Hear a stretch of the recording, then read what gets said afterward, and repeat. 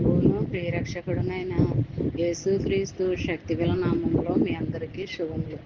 ప్రియమైన దేవుని బిడ్డలారా, మరి ఎలా ఉన్నారో? గతించిన దినమంతా, వారమంతా ఆయన రెక్కల నీడలో నన్ను మనందరినీ కాపాడి మరొక నూతనమైన దినములో, వారంలో మనల్ని ప్రవేశపెట్టిన విధానాన్ని బట్టి మరొకసారి ఆయనకి వందనాలు చెల్లించుకుంటున్నామండి.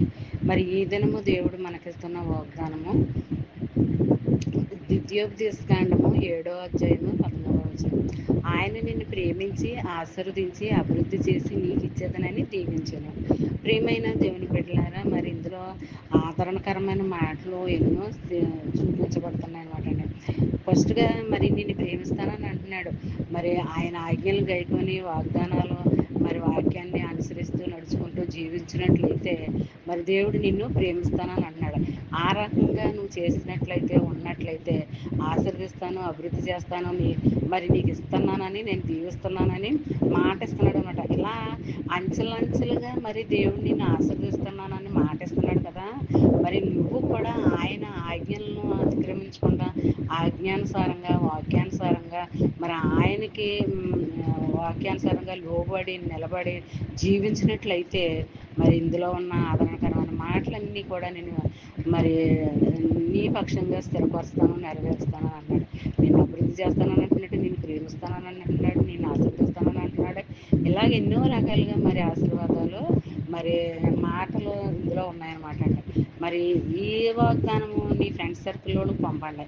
అలా పంపడం వల్ల వారు దీవించబడతారో, మీరు ఆశీర్వదించబడతారు.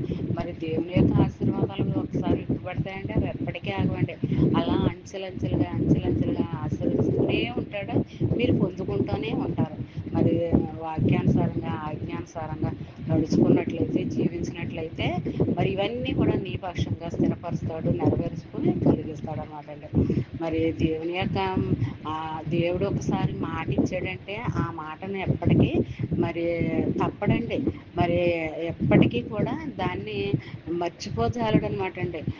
ఆయన కను దృష్టిలో నువ్వున్నట్లయితే, ఆయన దృష్టిలో నువ్వున్నట్లయితే, ఆయన నామంలో నువ్వున్నట్లయితే, ఆయన ఆలోచనలో నువ్వున్నట్లయితే మరి ఇవన్నీ కూడా మరి జరిగిస్తానని మాట ఇస్తున్నాడు అనమాట అండి.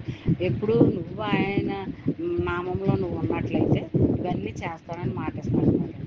మరి ఈ చిన్న వాగ్దానం ఈ దినం అంతా ధ్యానించుకుంటూ ఉండాలని, మరి నువ్వు ఎక్కడున్నా ఏ పని చేసినప్పటికీ మరి ఆ పనిలో నీకు అభివృద్ధి అనేది ఇస్తాడే కానీ శాపకరమైనది నీ దరిదాపులు కూడా రాదనమాట అండి.